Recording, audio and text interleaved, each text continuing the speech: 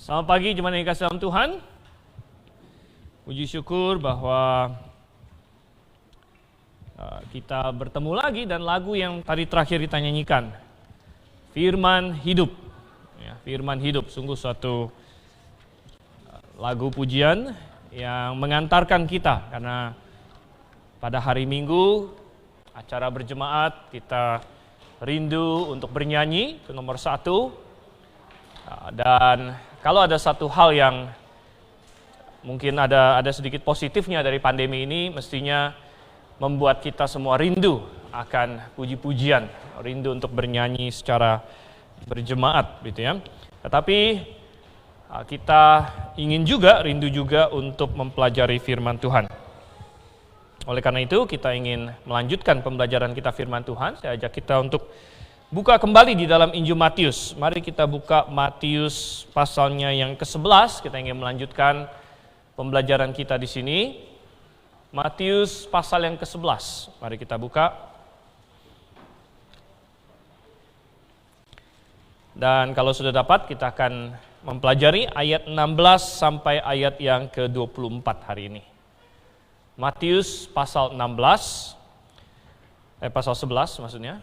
Ayat 16 sampai dengan ayat yang ke-24. Oke? Sudah dapat? Saya akan membacakan. Silakan jemaat mengikuti dan memperhatikan dengan seksama.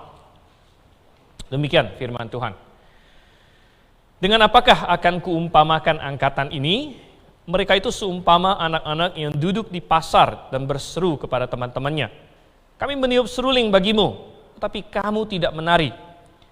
Kami menyanyikan kidung duka, tapi kamu tidak berkabung. Karena Yohanes datang, ia tidak makan dan tidak minum, dan mereka berkata, ia kerasukan setan. Kemudian anak manusia datang, ia makan dan minum, dan mereka berkata, lihatlah, ia seorang pelahap dan peminum, sahabat pemungut cukai dan orang berdosa. Tetapi hikmat Allah dibenarkan oleh perbuatannya. Lalu Yesus mulai mengecam kota-kota yang tidak bertobat, sekalipun di situ ia paling banyak melakukan mukjizat-mukjizatnya. Celakalah engkau, Korazim, celakalah engkau, Betsaida. Karena jika di Tirus dan di Sidon terjadi mukjizat-mukjizat yang telah terjadi di tengah-tengah kamu, sudah lama mereka bertobat dan berkabung. Tetapi aku berkata kepadamu, pada hari penghakiman tanggungan Tirus dan Sidon akan lebih ringan daripada tanggunganmu. Dan engkau Kapernaum, apakah engkau akan dinaikkan sampai ke langit? Tidak. Engkau akan diturunkan sampai ke dunia orang mati. Karena jika di Sodom terjadi mukjizat-mukjizat yang telah terjadi di tengah-tengah kamu, kota itu tentu masih berdiri sampai hari ini. Tetapi aku berkata kepadamu, pada hari penghakiman tanggungan negeri Sodom akan lebih ringan daripada tanggunganmu.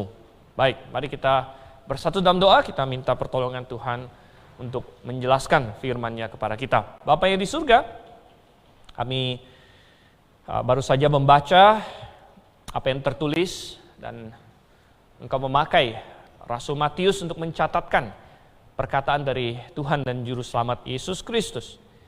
Dan sungguh Tuhan, ini adalah perkataan yang sangat penting yang diucapkan oleh Tuhan Yesus untuk orang-orang zaman itu, namun juga untuk kami, karena Engkau telah mencatatkannya. Tuhan, biarlah jangan ada di antara kami yang mendengar hari ini malah tidak mengerti, tidak mencamkan dan tidak melakukan firman-Mu. Tolonglah Engkau yang menanamkan firman itu di dalam tanah hati kami, Tuhan, sehingga dapat berbuah. Kami berdoa, kami minta sekali lagi pertolongan dari Roh Kudus dalam nama Yesus Kristus kami berdoa. Amin. Oke, Bapak Ibu Saudara yang kasih dalam Tuhan, kita tahu bahwa Rasul Matius di bawah pengilhaman Roh Kudus, dia menulis Injil ini, Injil yang sudah kita pelajari dari pasal 1, dan dia datang dan dia memproklamirkan Yesus Kristus. Yesus Kristus adalah Raja pertama-tama orang Yahudi, tapi kemudian juga Raja untuk kita semua, untuk seluruh dunia. Dia adalah Juru Selamat, dia adalah Mesias, Saudara yang kasih dalam Tuhan. Dan Matius dengan sangat sistematis, dia memperkenalkan mulai dari kelahiran seorang raja sampai kepada penobatan dia atau baptisan dia, kemudian bagaimana dia diuji, dicobai dan lulus, bagaimana dia menyatakan program-programnya, dan kemudian beberapa pasal terakhir adalah pembuktian bahwa dia memang adalah Mesias. Ini bukan omong kosong, dia memang adalah juru selamat, dia melakukan mukjizat demi mukjizat yang luar biasa yang tidak pernah terdengar sebelumnya. Orang yang kusta menjadi sembuh, orang yang buta. Ini adalah spesialis Tuhan Yesus. Dia menyembuhkan orang buta yang tidak ada di dalam nabi-nabi yang lain. Dan lain sebagainya, saudara kasih Tuhan. Dan sampai ke pasal 11, sebagaimana sudah kita bahas bulan lalu, Matius mulai masuk ke tahap berikutnya. Dia mulai mencatat respon manusia. Dia sudah memperkenalkan Yesus Kristus. Dia sudah mengatakan inilah Raja, inilah Mesias. Sekarang Matius ingin memperlihatkan bagaimana manusia, bagaimana Israel. Dan tentu Israel di sini adalah perwakilan dari seluruh dunia sebenarnya. Bagaimana Israel dan dunia memperlakukan raja yang datang ini. Bagaimana mereka meresponinya. Dan saudara yang kasih Tuhan, sebelum sampai kepada respon terhadap sang raja, sudah kita lihat juga dari ayat 1 dari pasal 11 di sini adalah respon terhadap pendahulunya. Yaitu siapa? Yohanes Pembaptis. Yohanes Pembaptis adalah pembuka jalan. Yohanes Pembaptis adalah boleh dibilang semacam protokoler. Dialah yang mengumumkan, "Hei, Sang Juru Selamat sudah datang, lihatlah anak domba Allah yang menghapus dosa dunia." Yang menunjuk kepada Yesus Kristus. Dan Matius mencatat bagaimana orang-orang di zaman itu menolak Yohanes Pembaptis.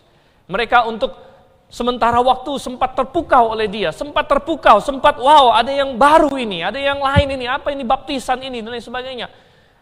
Tetapi secara umum, ujung-ujungnya mereka menolak dia. Secara umum mereka menolak dia. Dan saudara kasih Tuhan, itu sebenarnya merupakan suatu tanda, itu merupakan suatu boleh dibilang firasat bahwa apa yang akan mereka lakukan terhadap Yesus Kristus kalau misalnya ambasador atau juru bicara atau diplomat yang dikirim oleh seorang raja ditolak oleh suatu negeri. Bagaimana kalau raja itu sendiri datang, saudara?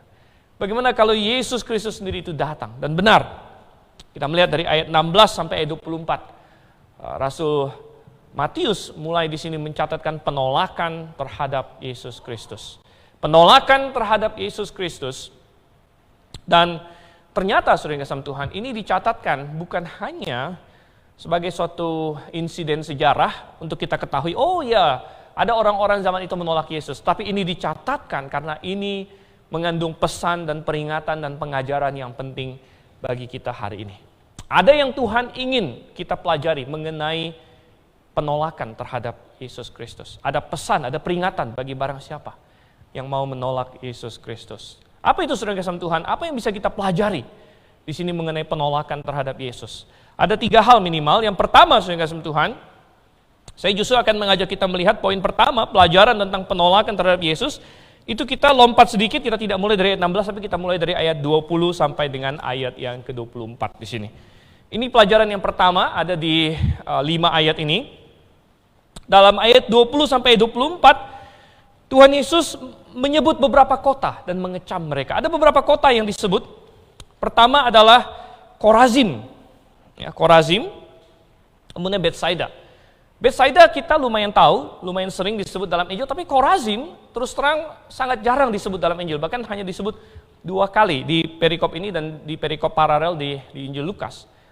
Dan tidak tercatat, Injil tidak mencatat apa yang Yesus lakukan di kota Korazim. Tetapi kita mendapatkan di ayat di sini katanya, Korazim rupanya salah satu kota yang Yesus paling banyak melakukan mukjizat di situ. Karena di ayat 20 dikatakan, lalu Yesus mulai mengecam kota-kota yang tidak bertobat, sekalipun di situ ia paling banyak melakukan mukjizat-mukjizatnya. Jadi Korazim salah satu kota yang Yesus paling banyak melakukan mukjizat, sekalipun tidak tercatat dalam Injil manapun, Matius, Markus, Lukas, Yohanes, bahwa apa yang Yesus lakukan di kota Korazim tidak dicatat. Di kota Korazim ini diperkirakan ini adalah suatu kota di daerah Galilea. Jadi arkeolog sudah menemukan Korazim ini kira-kira dekat dengan Betsaida, makanya disebut bersamaan. Bahkan Korazim ini semacam di pinggiran Betsaida, jadi kalau hari ini mirip Jakarta Bekasi lah begitu. Dan saudara yang kasih Tuhan, ini mengingatkan kita bahwa apa yang dikatakan Rasul Yohanes benar, bahwa dari semua yang dilakukan oleh Yesus Kristus hanya sebagian kecil yang dicatat sebenarnya.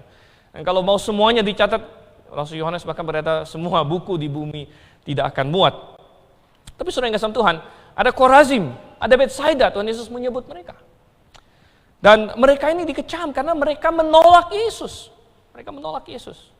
Kemudian ada kota lain lagi yang disebut, yaitu Betsaida, itu yang kita lihat di ayat 23. Bukan Betsaida, itu yang sudah, Korazim, Betsaida, tapi Kapernaum di ayat 23. Dan Kapernaum ini juga dikecam oleh Tuhan Yesus. Nah, Kapernaum ini sangat luar biasa. Kapernaum ini bukan hanya tempat Yesus banyak melakukan mukjizat, Kapernaum boleh dibilang menjadi markasnya Yesus kalau dia ada di Galilea. Kita tahu bahwa Israel waktu itu terbagi dua. Jadi sebelah utara namanya Galilea, sebelah selatan ada Yerusalem, ibu kota yang namanya Yudea. Jadi Tuhan Yesus itu berganti-gantian, kadang dia di Galilea, kadang dia di Yudea. Lebih sering dia di Galilea bahkan. Nah, Galilea dengan Yudea itu di tengah-tengahnya dipisahkan oleh wilayah Samaria namanya. Nah, kadang-kadang Yesus ke Samaria juga, dia kadang-kadang harus lewat di situ. Nah, ada juga tercatat mengenai Yesus kadang-kadang di Samaria. Nah, tapi Yesus menghabiskan paling banyak waktunya entah di Yudea atau di Galilea, dan paling banyak di Galilea. Dan di Galilea, di mana dia bermarkas? Di Kapernaum. Walaupun dia dibesarkan di Nazaret, tapi Yesus tidak bermarkas di Nazaret, bahkan dia ditolak di Nazaret, dia bermarkas di Kapernaum. Dan saudara yang kasih Tuhan, disitulah dia berada, disitulah dia melancarkan semua aksinya, tapi Kapernaum tidak menerima dia. Kapernaum menolak dia, saudara yang kasih Tuhan. Wow, 3 kota ini. Kemudian saudara yang kasih Tuhan, 3 kota Yahudi ini, yang 3-tiganya ada di wilayah Galilea, dibandingkan oleh Tuhan Yesus dengan 3 kota non-Yahudi. Apa 3 kota non-Yahudi yang disebut oleh Tuhan Yesus? Ada Tirus, kalau kita kembali ke ayat yang ke-21, Tirus, Sidon, kemudian yang sudah kita kenal di ayat 23 ada Sodom disebut di situ. Tirus, Sidon, dan Sodom. Tirus dan Sidon adalah kota di sebelah utara Israel, jauh lebih utara lagi. Suatu negara yang disebut Fenisia ya, Fenisia. Nah, ini adalah kota-kota yang kaya raya, kota-kota non-Yahudi tentunya. Kota perdagangan, kota yang kaya raya secara materi, namun bejat secara moral. Bejat secara moral. Ini adalah kota-kota yang penuh dengan perbudakan pada waktu itu, penuh dengan peperangan. Bahkan kita ingat Sidon, salah satu yang paling terkenal mengenai Sidon adalah ekspor dia ke Israel. Apa ekspor Sidon yang paling terkenal ke Israel? Ekspor Sidon yang paling terkenal ke Israel adalah Isabel, saudara Tuhan. Jadi Isabel ini adalah putrinya Raja Sidon. Putri Raja Sidon diekspor ke Israel, dan hasilnya adalah luar biasa. Hasilnya adalah memasukkan penyembahan Baal ke Israel di zamannya Ahab, dan sebagainya, yang efeknya sampai luar biasa, bahkan merembet sampai ke Yehuda karena Yosafat berbesanan dengan Ahab dan sebagainya, sehingga anaknya menikah dengan Atalia, dan akhirnya hampir punah garis Daud dibunuh oleh Atalia. Itu adalah ekspornya Sidon yang paling terkenal ke Israel. Jadi ini adalah 2 kota yang dalam pandangan Israel ini kota-kota yang sangat buruk. Yang sangat buruk. Tetapi Tuhan Yesus berkata, Dia membandingkan Betsaida, Korazim dengan Tirus dan Sidon. Dan dia membandingkan Kapernaum dengan Sodom. Saya rasa tidak perlu lagi kita diingatkan apa itu Sodom. Sodom dicatat di dalam Kejadian. Sodom adalah kota yang dihancurkan oleh Tuhan dengan api dan belerang karena satu kota penuh dengan orang-orang yang ingin menganiaya malaikat. Ingin menganiaya mereka secara seksual, ingin menganiaya mereka dengan kekerasan. Ini adalah kota yang sangat bejat. Namun Tuhan Yesus di sini membandingkan 3 kota Yahudi, 3 kota Galilea dengan 3 kota non-Yahudi di sini. Dan ada satu pelajaran yang ingin Tuhan tanamkan pada kita, yaitu apa? Yaitu yang pertama, bahwa penolakan terhadap Yesus adalah dosa yang paling utama di mata Tuhan. Sekali lagi, camkan baik-baik. Penolakan terhadap Yesus Kristus adalah dosa yang paling utama dan paling menentukan di mata Tuhan. Kalau kita disuruh bertanya kepada orang Yahudi pada waktu itu, yang mana yang akan lebih baik nanti di hari penghakiman? Kota-kota Yahudi ini, atau Tirus dan Sidon, Sodom? Maka dengan mereka akan berkata, ngapain kamu tanya seperti itu? Itu sudah sangat jelas. Kota Yahudi walaupun mungkin ada kesalahannya, minimal bukan penyembah berhala, minimal bukan penyodom. Nah, kata Sodom itu saja bahkan menjadi kata sodomi begitu. Minimal bukan orang-orang jahat seperti Tirus dan Sidon yang memperbudak bangsa-bangsa sekelilingnya, penyembah Baal dan lain sebagainya. Minimal kota-kota Betsaida, ini kota-kota Yahudi yang dengan segala kekurangannya, toh menurut ukuran manusia mungkin masih jauh lebih baik daripada kota-kota yang lain itu. Tetapi bagaimana cara dunia melihat dibandingkan dengan bagaimana cara Tuhan melihat, ini berbeda rupanya. Dan Tuhan ingin memberikan suatu pelajaran dan peringatan yang sangat penting. Itu bahwa dari antara semua dosa manusia, dosa yang paling utama dan paling menentukan adalah menolak Yesus Kristus. Mengapa saudara kasih Tuhan? Apakah menolak Yesus Kristus itu, wow, kan saya cuma menolak. Mungkin orang Kapernaum berkata, tapi kan kami tidak sampai membunuh Yesus. Wah, itu lebih parah orang Yerusalem itu. Di Yerusalem Yesus dibunuh, di Kapernaum Yesus nggak dibunuh. Oke, Yerusalem nanti ada hukumannya lagi. Tetapi saya hanya sekedar menolak, saya hanya sekedar tidak mau percaya. Apakah seburuk itu? Bukankah masih ada pembunuhan? Bukankah masih ada pemerkosaan? Bukankah masih ada perampokan? Bukankah masih ada banyak sekali dosa yang lain yang sangat besar? Benar, saudara. Ada begitu banyak dosa. Ada begitu banyak kejahatan di dunia ini. Tetapi saudara yang kasih Tuhan, kenapa justru dosa penolakan terhadap Yesus Kristus ini dosa yang paling utama dan menentukan? Karena dosa penolakan terhadap Yesus Kristus adalah dosa yang menolak solusi terhadap semua dosa yang lain. Semua dosa yang lain, seburuk-buruk apapun, justru Yesus Kristus datang untuk menyelesaikannya. Justru Yesus Kristus datang untuk mendamaikannya. Justru Yesus Kristus datang untuk menutupinya. Justru Yesus Kristus mati untuk membayar semuanya. Mulai dari dosa Sodom dan Gomora, sampai ke dosa Hitler, sampai ke dosa Mao Zedong, sampai ke dosa Pol Pot, sampai ke dosa siapapun juga. Yesus datang untuk menyelesaikan semua dosa itu. Apakah itu dosa-dosa yang buruk? Oh ya, sangat buruk. Tetapi kasih karunia Tuhan begitu besar, dan pengorbanan dan mahalnya darah Yesus sanggup untuk menutup semuanya. Oleh karena itu Petrus berkata, kamu tidak ditebus dengan darah domba dan lembu yang sebenarnya bahkan tidak seberharga manusia bahkan. Tapi kamu telah ditebus dengan darah yang sangat mahal. Ini darah Allah yang menjadi manusia.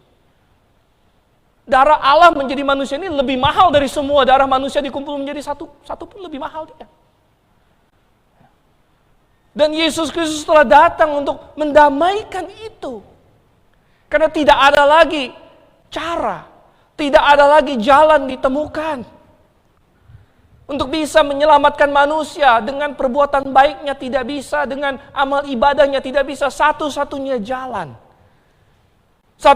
jalan sampai Tuhan Yesus berdoa kepada Bapaknya.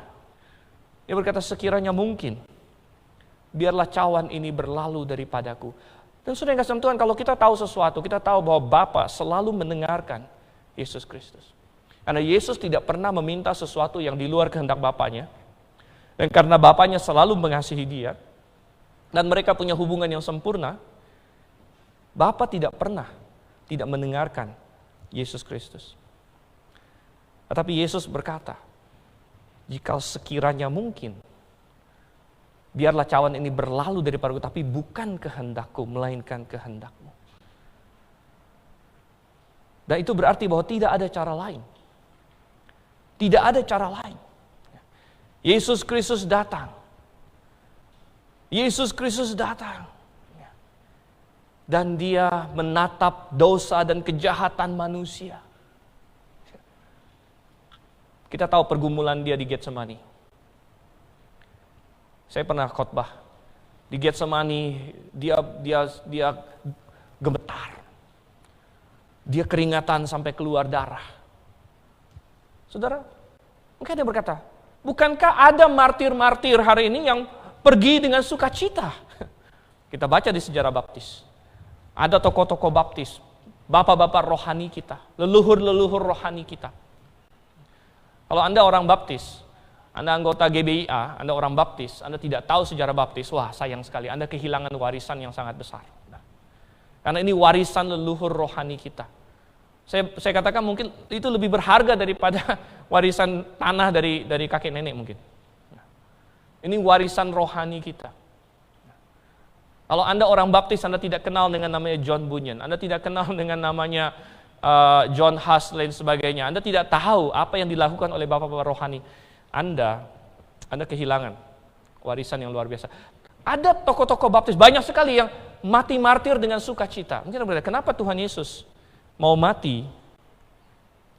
Dia dengan pergumulan yang begitu berat. Saudara, perbedaannya adalah para martir mati dengan sukacita karena mereka tahu hubungan mereka dengan Tuhan sudah dibereskan. Mereka bisa mati dengan sukacita karena Yesus Kristus. Tetapi ketika Yesus Kristus datang menghadap salib, yang dia mau hadapi adalah perpisahan dengan Bapaknya. Ketika martir Kristen menghadapi kematian, yang dia hadapi adalah persatuan dengan Bapaknya. Maka itu bisa dijalankan dengan sukacita. Saya akan ketemu dengan Bapa di sorga. Tetapi ketika Yesus Kristus datang menghadap salib, yang dia hadapi adalah Bapaknya untuk pertama kali dari kekekalan sampai kekekalan. Akan memalingkan muka. Sampai-sampai dia berkata, Eli, Eli, lama sabaktani. Yesus Kristus datang untuk itu. Dia datang untuk tiap-tiap kita, tiap-tiap Anda yang menonton, yang dimanapun Anda berada. Dia datang untuk Anda. Dia telah melihat dosa dan kelamnya kejahatan hati kita masing-masing. Dan dia berkata, aku akan minum cawan ini. Aku akan minum cawan ini. Dan saudara, kalau Anda menolaknya, benarlah yang dikatakan dalam Ibrani. Berarti Anda menganggap rendah darah anak domba dan menginjak-injaknya. Oh saudara yang kasih dalam Tuhan. Oleh karena itu dosa yang paling menentukan, yang paling utama adalah dosa menolak Yesus. Karena ini adalah dosa yang menolak solusi terhadap semua dosa yang lain. Kita semua berdosa. Tidak ada gunanya kita saling membanding-bandingkan siapa lebih banyak berdosa. Ada kebanyakan dosa kita mungkin di dalam hati kita, tidak bisa dilihat orang lain. Tapi Yesus tahu semua itu. Dan semua itu bisa diselesaikan oleh Yesus Kristus. Tapi kalau Anda menolak solusinya, maka apa obatnya lagi? Tidak ada lagi. Tidak ditemukan lagi. Sehingga yang tadi saya katakan di kitab Ibrani, dikatakan kalau sekali seseorang menolak darah Yesus Kristus, tidak ada lagi persembahan yang bisa menghapus dosa. Karena engkau sudah menolak sang penghapus dosa itu. Ini dosa yang paling utama. Saudara, saya khawatir bahwa akan ada banyak orang di saat penghakiman Tuhan nanti yang akan kaget. Karena dia selama ini berpikir dia orangnya baik. Selama ini dia berpikir dia bermoral. Selama ini dia berpikir saya tidak terlalu neko-neko gimana. Ya mungkin adalah saya bohong putih sana sini. Nggak tahu ya bohong putih atau bohong abu atau bohong apa. Mungkin adalah saya begini begitu, tapi saya kan tidak seperti penjahat itu. Tapi kenapa dia masuk surga? Saya masuk neraka. Dalam Injil ada contoh. Saya tidak bisa membayangkan apa yang akan dipikirkan oleh dalam Injil dicatat seorang pemuda Yahudi, pemimpin kaya raya. Datang kepada Yesus dan bertanya, Guru, dengan sombongnya dia berkata, apa yang harus aku lakukan untuk mendapat hidup yang kekal? Dia mau Yesus memuji dia, wah kamu sudah hebat, kamu sudah dapat hidup yang kekal. Itu maunya dia sebenarnya. Tapi Yesus mau menuntun dia untuk merendahkan hati. Wah kamu tahu nggak, kamu perlu juru selamat. Yesus bilang sama dia, coba kamu lakukanlah semua hukum. Bisa nggak kamu lakukan semua hukum? Oh bisa, dia bilang. Sudah saya lakukan semua dari kecil. Wow, hebat sekali. Yesus tunjukkan sama dia, masa sih? Kamu sudah mengasihi semua manusia seperti dirimu, coba kamu jual semua milikmu. Ikut aku. Dia bukan menyadari kelemahan dia, bukan berkata, Tuhan, aku memang tidak sempurna, aku butuh juru selamat. Dia malah pergi dengan sedih karena hartanya banyak. Ini saya yakin orang muda ini adalah orang yang bermoral. Saya yakin orang muda ini bukan pembunuh, perampok, lain sebagainya. Saya yakin dia adalah seorang yang terhormat di dalam komunitasnya. Tetapi kalau dia sampai dengan matinya nanti, saya tidak tahu ya, tapi kalau dia sampai matinya nanti tidak pernah menerima Yesus, dia akan masuk neraka. Bandingkan dengan penyamun di samping Tuhan Yesus. Penyamun di samping Tuhan Yesus. Kemungkinan besar ini adalah temannya Barabas.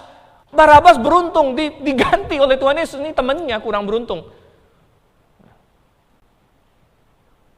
Tapi dibilang kurang beruntung, ada beruntungnya juga karena disalib di samping Tuhan Yesus. Dia dicatat bahwa ini adalah penyamun yang melakukan pemberontakan dan telah membunuh orang. Ini adalah pembunuh. Ini adalah orang yang mungkin tidak peduli dengan hukum. Ini adalah penjahat. Ini adalah mungkin yang biasanya orang tidak serta-merta menjadi pembunuh. Biasanya dari kecil dia sudah menyimpang. Mungkin dari masa muda dia sudah terlibat dengan geng. Mungkin dia melakukan ini dan itu. Dan dia sudah melakukan banyak kejahatan lainnya. Sampai akhirnya dia tertangkap. Dia melakukan pembunuhan. Dia disalib, dia dihukum mati, saudara kasih Tuhan. Tetapi kemudian dia di samping Tuhan Yesus sana menerima, dia mulai menyadari bahwa yang disalib di samping saya ini bukan orang biasa. Tidak ada orang yang sambil disalib meminta ampun untuk musuh-musuhnya ini. Dan dia mulai percaya. Dan dia berkata, ini benar Raja. Tuhan, kalau Engkau datang dalam kerajaanmu, ingatlah akan aku. Tuhan Yesus berkata, hari ini juga kamu bersama dengan aku di Firdaus. Saudara, nanti dalam penghakiman nanti, mungkin ada banyak orang seperti pemimpin kaya raya itu, yang berkata, selama hidup saya lumayan baik Tuhan. Saya lumayan bermoral Tuhan. Tapi kenapa saya di neraka, sedangkan si itu yang saya tahu adalah penjahat-penjahat. Kenapa mereka masuk surga? Dan kalau penyamun di sisi Yesus itu bisa memberikan jawaban, dia akan berkata, dia akan dengan mencucurkan air mata berkata, iya benar saya penjahat. Iya benar saya orang jahanam, tetapi puji syukur Yesus Kristus telah menyelamatkan saya. Aku menyesali semua dosa saya yang telah ikut andil dalam menyalibkan Yesus, namun aku tersungkur di bawah kaki salib itu. Dan apa yang dia lakukan? Membasuh aku. Oh saudara yang kasih Tuhan. Pada akhirnya, keselamatan bukan ditentukan berdasarkan tingkatan kehebatan moral kita. Saya sedikit lebih kudus dari dia. Bagaimana Anda bisa mengukur itu? Tidak bisa diukur juga. Dosa saya lebih sedikit dari dia. Dari mana Anda tahu itu? Nggak bisa tahu juga. Tetapi pada ujung-ujungnya, barang siapa yang berada di dalam Yesus Kristus, dia diselamatkan. Sehingga Yesus memberi peringatan yang sangat besar. Tirus, Sidon, banyak dosa mereka. Kapernaum, tapi kamu membuat satu dosa yang sangat besar. Kamu menolak Yesus Kristus. Dan berdasarkan itu yang akan menjadi kriteria utama di dalam penghakimanmu nanti. Coba kita kembali ke dalam Matius pasal 11, saudara. Matius pasal 11. Kita melihat pelajaran pertama tadi, bahwa penolakan terhadap Yesus adalah dosa yang paling utama dan menentukan. Yang kedua, saudara yang kasih Tuhan, pelajaran kedua, sekarang kita lihat dari ayat 16 sampai ayat yang ke-19. Ayat 16 sampai ayat 19 mengajarkan apa? Bahwa penolakan terhadap Yesus tidak akan dapat dibenarkan. Penolakan terhadap Yesus tidak akan dapat dibenarkan. Saudara, kenapa orang menolak Yesus? Bisa ada banyak alasan. Saya tidak tahu nanti penghakiman akan seperti apa, kita hanya sedikit saja diberi gambaran oleh Alkitab, tentu banyak yang kita belum dikasih tahu. Tapi kalau misalnya kita bayangkan bahwa orang di sana mungkin bisa mencoba membela diri, bisa mencoba memberi alasan, bisa mencoba untuk berdebat sedikit dengan Tuhan walaupun di hadapan hakim yang agung. Saya yakin siapapun tidak akan bisa lagi berdebat. Mungkin mereka akan banyak mengajukan berbagai alasan. Ketika hakim menyatakan bahwa engkau sudah berdosa, bahwa engkau menolak Yesus Kristus, mungkin sebagian mereka akan teringat, kenapa dulu saya menolak Yesus Kristus? Tetapi apapun alasan yang mereka pernah pakai, apapun alasan yang pernah mereka jadikan sebagai pembenaran, itu tidak akan ada yang berguna. Dari ayat 16 sampai ayat 19, kita melihat Tuhan Yesus sangat marah dengan orang-orang sekeliling dia. Dia bilang, dengan apa akan kuumpamakan angkatan ini? Mereka ini seumpama anak-anak yang duduk di pasar yang berseru pada temannya. Kami meniup seruling bagimu, kamu tidak menari. Kami menyanyikan kidung duka, kamu tidak berkabung. Yohanes datang, dia tidak makan, tidak minum. Bukan berarti dia puasa seumur hidup, ya. Maksudnya nggak makan seperti mereka lah. Ini katakan dia makannya belalang, minumnya madu. Sekarang kan banyak yang ini ya, madu lagi ngetop ya. Banyak ini, Yohanes ini sudah mulai. Mereka bilang ia kerasukan setan. Wah, ini orang terlalu keras. Tuhan Yesus datang. Mereka bilang, oh dia pelahap. Saudara, ini adalah salah satu alasan yang banyak orang pakai untuk menolak Yesus, yaitu dengan mencari kesalahan dari pembawa beritanya. Pembawa beritanya, saya tidak mau terima Yesus karena si penginjil itu kurang ramah sama saya. Saya tidak mau terima Yesus karena orang Kristen itu banyak yang munafik. Saya tidak mau terima Tuhan Yesus karena gereja itu banyak kesalahannya. Terlalu banyak orang yang seperti itu, saudara. Mereka melihat, mereka mencari, oh, Yohanes datang. Wah, ini terlalu keras. Bajunya aja kulit unta. Wah, ini enggak mengikuti fashion punya. Enggak mengikuti fashion. Tuhan Yesus datang. Wih, yang satu ini berkumpul sama orang berdosa. Wah, kurang ini. Wah, ini terlalu bebas, segala macam. Sebenarnya kasih Tuhan. Kita melihat. Kalau misalnya orang mau mencari-cari alasan, oh saya tidak mau terima kebenaran. Karena ini, karena itu. Salah satu alasan yang banyak dipakai adalah dia melihat si pembawa beritanya. Yohanes, pakaiannya kurang cocok dengan saya. Wah, si ini begini, si ini begini. Tetapi apa yang dikatakan oleh Tuhan Yesus di ayat ke-19 akhir, tetapi hikmat Allah dibenarkan oleh perbuatannya. Seharusnya mereka menimbang ini benar bukan kebenaran Tuhan gitu. Hikmat Allah dalam Alkitab, hikmat itu kalau Anda buka Amsal, hikmat itu disamakan dengan kebenaran. Hikmat Allah. Dan Yesus Kristus adalah hikmat Allah juga. Dialah hikmat Allah. Hikmat Allah dibenarkan oleh perbuatan. Seharusnya setiap orang menimbang ini benar atau tidak, ini kebenaran atau bukan, ini firman Tuhan atau bukan. Kadang-kadang memang ada orang Kristen yang menjadi batu sandungan. Ada. Oleh karena itu, berbicara kepada orang Kristen, berbicara kepada penginjil, berbicara kepada pengkhotbah, Paulus selalu berkata, ayo kita menjaga diri supaya kita tidak menjadi batu sandungan. Itu benar. Tetapi saudara yang kasih Tuhan, batu sandungan itu juga ada dua macam. Ada batu sandungan yang karena memang orangnya salah, menjadi batu sandungan. Ada yang dia berdiri di atas kebenaran, akhirnya orang tersandung karena kebenaran, bukan salah dia.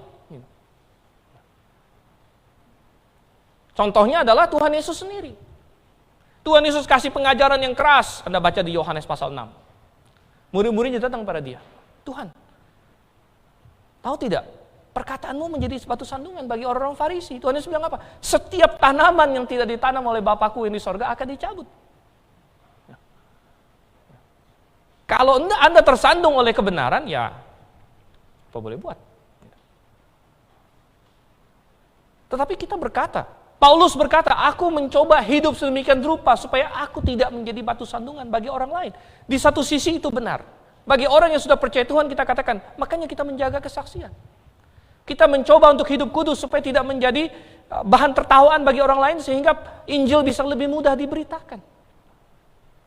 Tetapi saya katakan bahwa nanti di hadapan Allah bagi barang siapapun yang menolak Yesus Kristus, dia tidak akan bisa membenarkan diri dengan menunjuk kepada orang lain. Dia tidak akan bisa membenarkan diri berkata, tapi si penginjil itu sih dia begini. Si pengkhotbah itu sih dia begini. Atau bilang, kebenaran berdiri sendiri, terlepas dari siapapun yang memberitakannya. Saya bukan suruh kamu untuk terima Paulus, Petrus, apalagi Stephen, siapa lagi. Saya bukan suruh kamu terima dia, saya suruh kamu terima Yesus Kristus. Saya suruh kamu terima Alkitab. Saya suruh kamu terima firman Tuhan yang ada di atas. Rasul Petrus bisa salah. Paulus tegur Petrus, kamu kurang benar dalam hal ini. Enggak masalah. Kita bukan disuruh menerima Petrus. Petrus bukan juru selamat kita. Bukan berarti khotbah Petrus menjadi salah.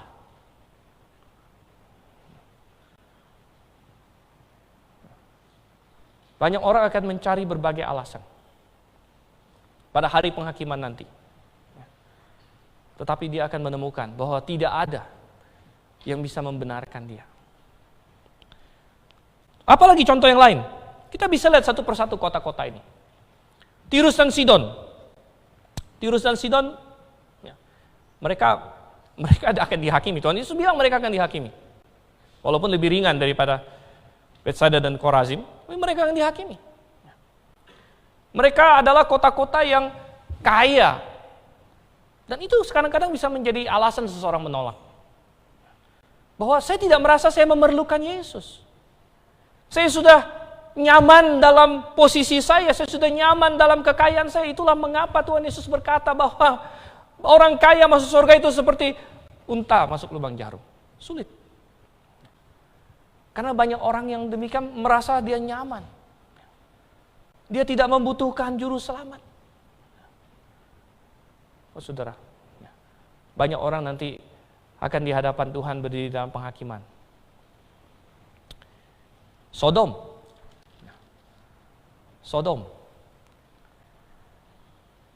Kalau kita membaca Sodom, Anda baca lagi, Anda buka lagi, kita tidak punya waktu. Anda buka lagi Kejadian pada pasal di mana diceritakan tentang Sodom. Kemudian Tuhan mengutus 2 orang malaikat.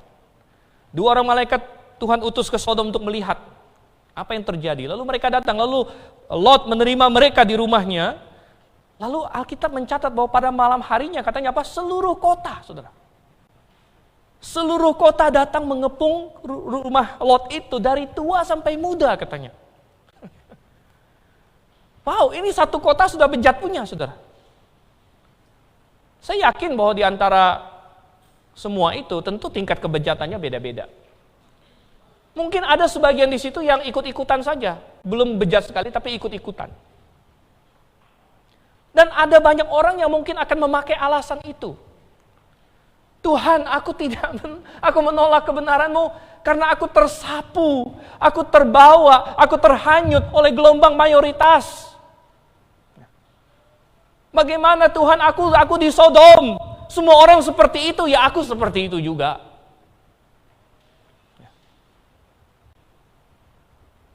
Padahal Tuhan bukan tidak meninggalkan saksi baginya di Sodom. Ada siapa? Ada Lot. Lot dikatakan orang benar. Apakah Lot sempurna? Ya jelas enggak, Lot tidak sempurna.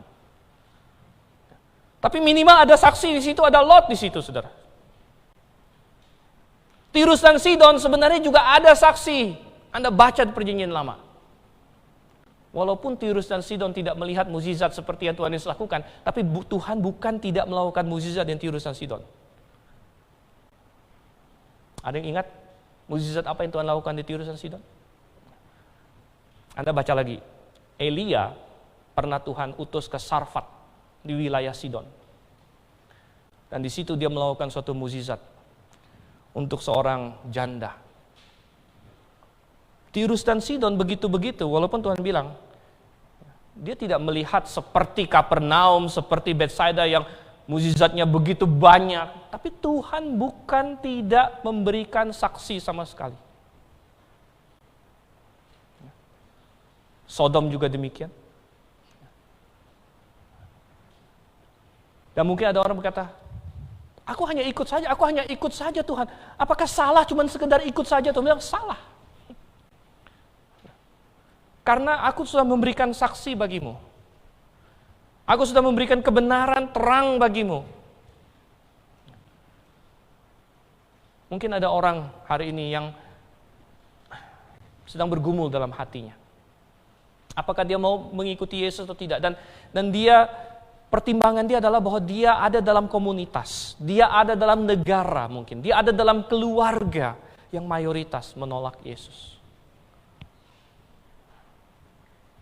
Sehingga dia berkata, ini berat bagiku. Tetapi saya akan katakan, pada saat penghakiman nanti, tiap-tiap orang akan berdiri di hadapan Tuhan satu demi satu.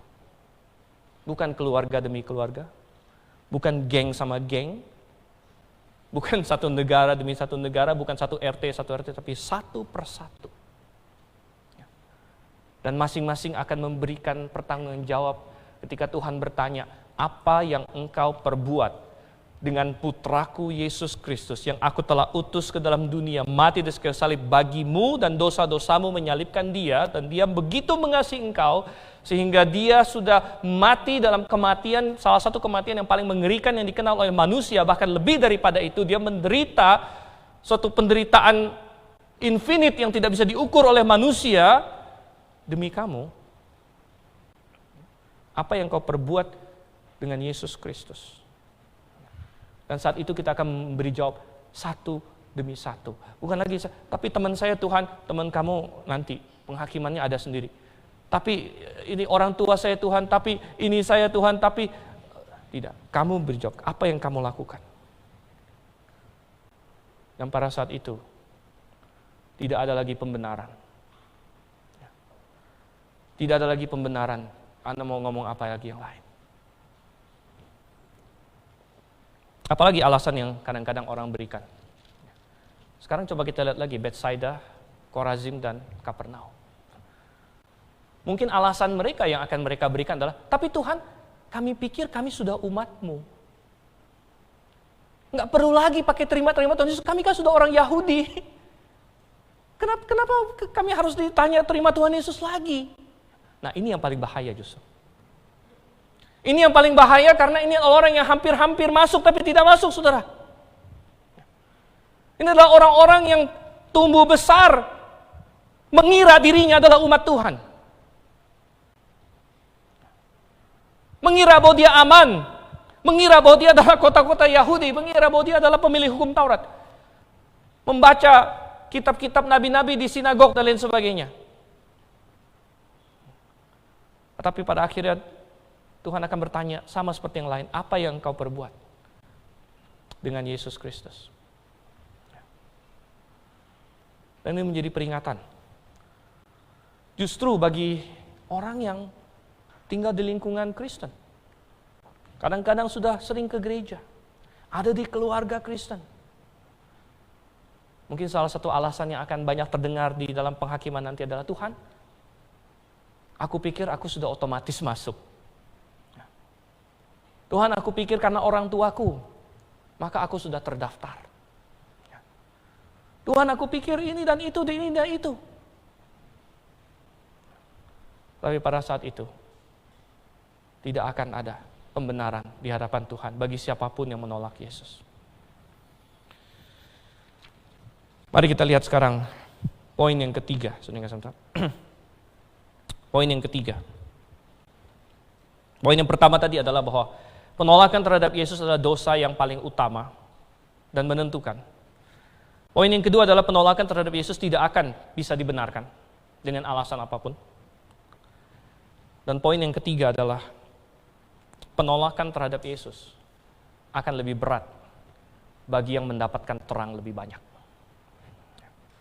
Penolakan terhadap Yesus akan lebih berat hukumannya bagi mereka yang mendapat terang lebih banyak. Ini yang Tuhan Yesus ingin tekankan dari ayat 20 sampai 24. Hei Betsaida, hei Korazim, hei Kapernaum. Engkau yang sudah dinubuatkan oleh Nabi, Galilea dan wilayah bangsa-bangsa di mana kegelapan tinggal, daripadamu akan terbit suatu terang, katanya. Daripadamu akan terbit suatu terang, namun mereka menolak terang itu. Tirus dan Sidon dan Sodom, mereka akan mendapat hukuman dan mereka tidak akan bisa mengelak. Mereka tidak akan bisa bilang, Tuhan, kami tidak mendapat ini, tidak mendapat itu. Tuhan bilang, kamu mendapat cukup. Tiap-tiap orang, Tuhan itu maha adil. Tuhan tidak mungkin tidak adil, saya percaya itu. Walaupun saya tidak bisa menjelaskan semuanya, tapi saya percaya Tuhan itu maha adil dan maha baik. Dan tidak akan ada seorang pun yang bisa berkata, Tuhan, aku dicurangi oleh Tuhan. Tidak. Tetapi Tuhan berkata bahwa yang mendapat terang lebih, dan memang ada orang yang mendapat terang lebih, dia akan dihakimi dengan tuntutan yang lebih. Dia akan diminta pertanggungjawaban lebih. Sehingga Betsaida, Korazim, Kapernaum, Tuhan bilang, kamu pikir kamu akan ditinggikan? Tidak, kamu akan diturunkan. Akan lebih ringan tanggungan Sodom daripada engkau pada hari penghakiman nanti.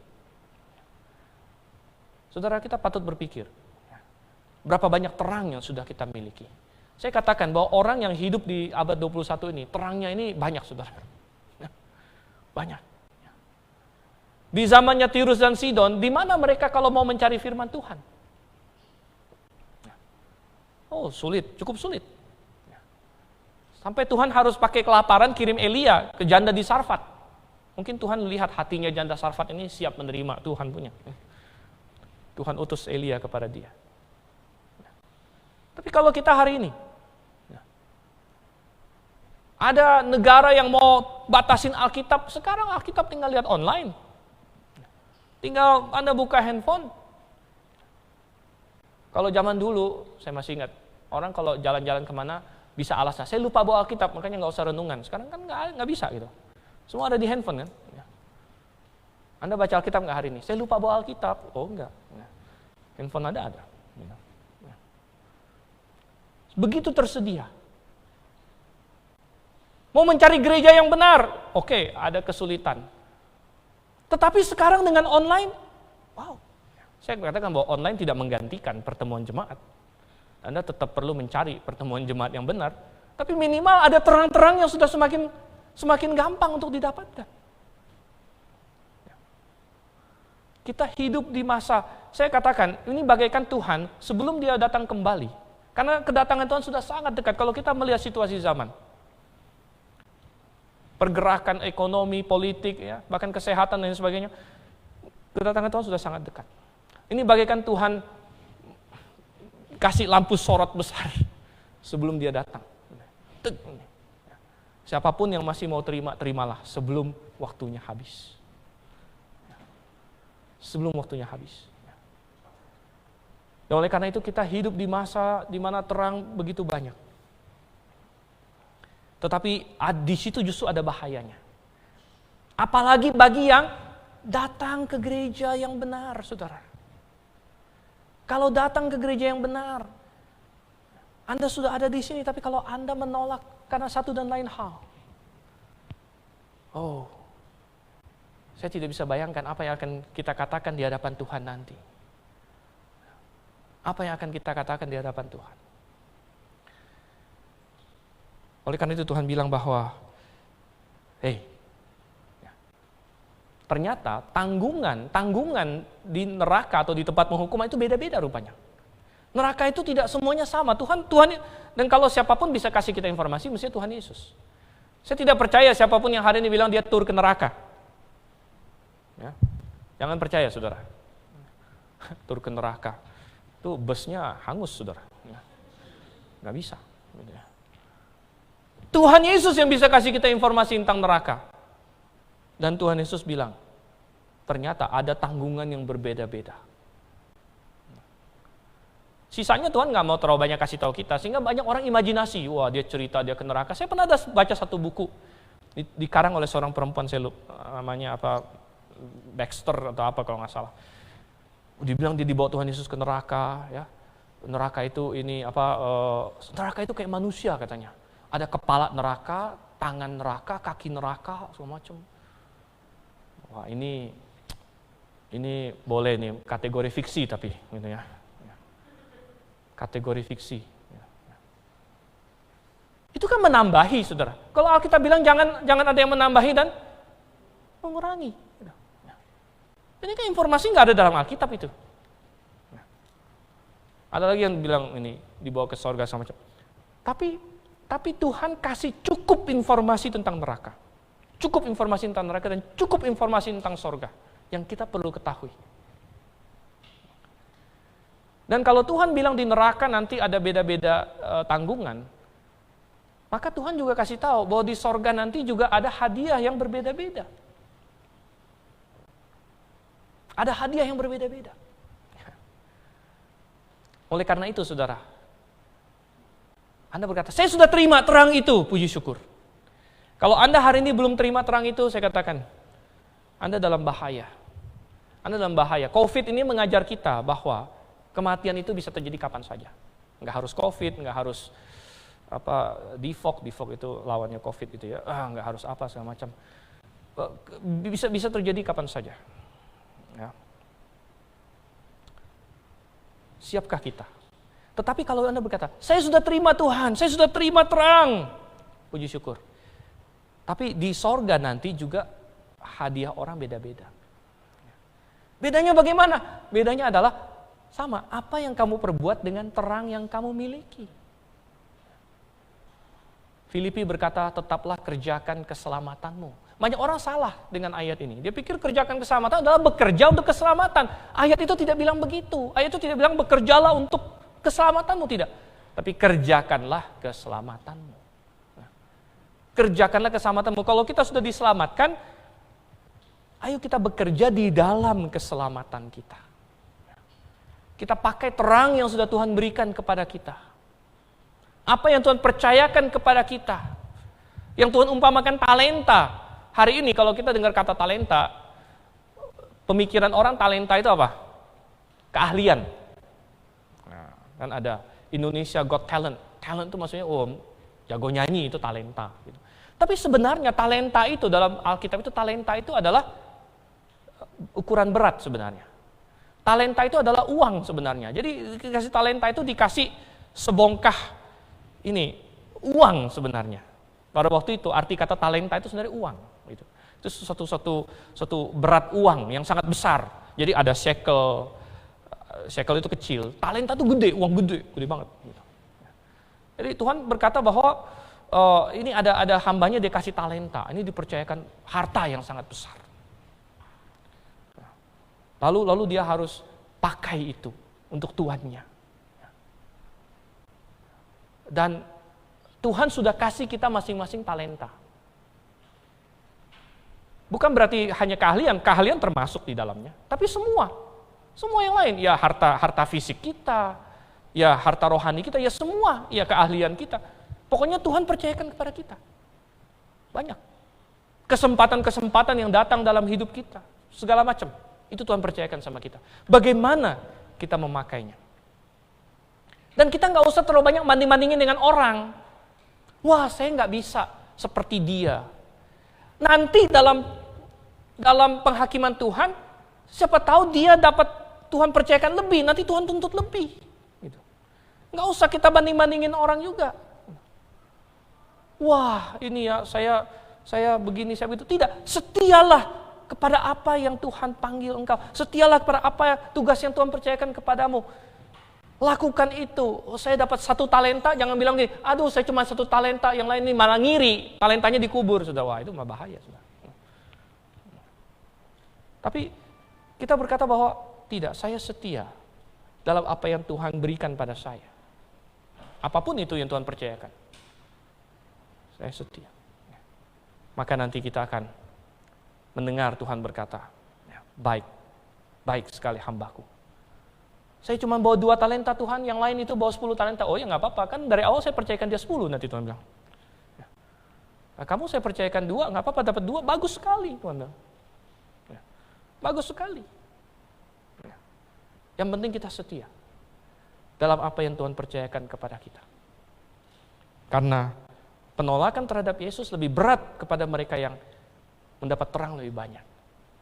Dan bagi yang sudah diselamatkan, maka sama prinsipnya. Apa yang Tuhan percayakan kepada kita, Tuhan ingin kita memakainya sesuai dengan apa yang Dia berikan kepada kita. Mari kita berdoa.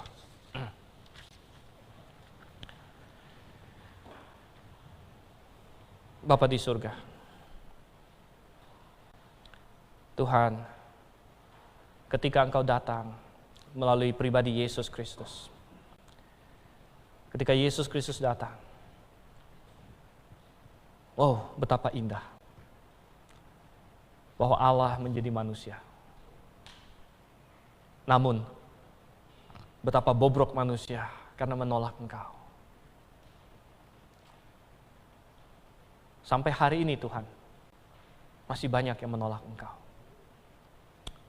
Dan kami berdoa, kami memohon, Tuhan, biarlah firman-Mu ini menggedor hati jikalau ada yang masih dalam penolakan. Engkau yang bekerja, Tuhan tolong. Dan bagi ada yang sudah menerima, kami yang sudah menerima Tuhan, ajar kami bahwa suatu hari kami akan berdiri di hadapan-Mu dengan penuh sukacita. Namun saat itu juga kami akan melihat apa yang sudah kami perbuat bagi Engkau di dunia ini. Pimpin kami Tuhan. Kami berdoa dalam nama Yesus Kristus. Amin.